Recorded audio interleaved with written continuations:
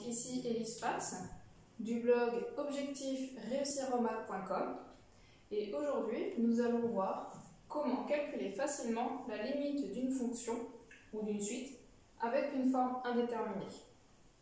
Donc dans cette vidéo nous allons voir une première façon de faire et dans la prochaine vidéo nous verrons une deuxième méthode. Donc quand par exemple j'ai une fonction de la forme f de x qui est égale à x au carré plus 4 divisé par 3x au carré moins 2x.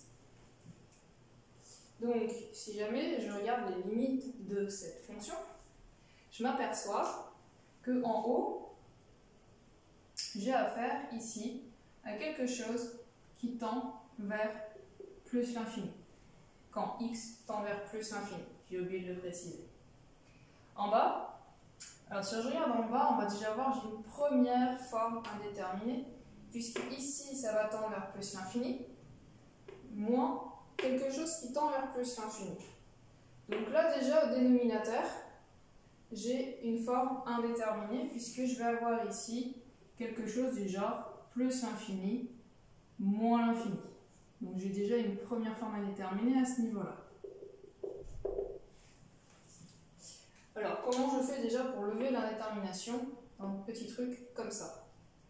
Donc, aujourd'hui, nous allons voir justement la méthode qui consiste à factoriser par le plus haut degré.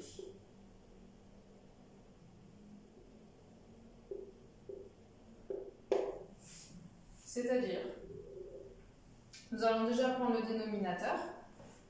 Donc ici, 3x au carré moins 2x, et nous allons factoriser par x au carré, ce qui me donne, donc je mets x au carré en facteur, x au carré fois quoi pour faire ce premier terme, donc fois 3, moins x au carré fois quoi pour faire 2x, donc là il va falloir que je mette 2 sur x, pour que quand je distribue, ça donne bien ça.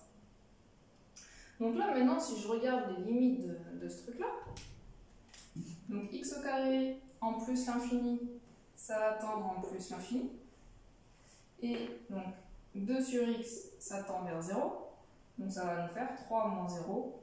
Donc ce qui est ici tend vers 3. Donc je vais avoir quelque chose de plus l'infini fois 3, ce qui me donne plus l'infini. Donc ici, la limite au dénominateur va être plus l'infini. Donc voilà comment j'ai levé l'indétermination de l'infini moins l'infini en factorisant par le plus haut degré. Très bien. Donc maintenant, je me retrouve avec une fraction où j'ai le numérateur qui tend vers plus l'infini et le dénominateur qui tend également vers plus l'infini. Alors, est-ce que ça, je peux faire? Donc non, malheureusement, on a affaire à une deuxième forme indéterminée. Donc là, nous avons affaire à une forme indéterminée qui va être l'infini sur l'infini. Donc, comment je vais faire pour résoudre ça? Eh bien, on va faire pareil. On va factoriser par le plus haut degré. Donc, si je factorise ça par le plus haut degré, donc je le fais au numérateur, x au carré facteur de 1 plus 4 sur x, et au dénominateur, qu'on a fait tout à l'heure, x au carré 3 moins 2 sur x. Donc là, je vois que je peux simplifier. X carré va s'éliminer. Donc j'ai plus qu'à faire, j'ai plus que comme fraction 3 moins 2 sur x. Quand x tend vers plus l'infini, mes fractions ici tendent vers 0, ces deux-là. Donc j'ai un nombre sur l'infini. Ce qui fait qu'au numérateur, je vais tendre vers 1, et au dénominateur, je vais tendre vers 3. Par conséquent, la limite de ce truc-là va être 1 tiers. Donc ça, c'est la méthode officielle où on va factoriser par le plus haut degré. Maintenant, on peut voir de petites choses quand on commence à en faire plusieurs.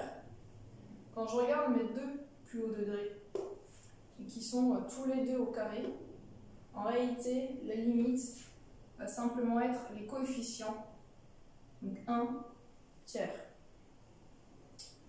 Donc ça permet de vous donner déjà à l'avance ce que vous allez avoir, mais si vous voulez le démontrer sur la copie, le prof attend ça comme démonstration. Donc voilà pour le cours d'aujourd'hui. Demain, je vous ferai une vidéo sur une autre méthode qui ne consiste donc pas à factoriser. Et donc, on verra ça demain. À très bientôt.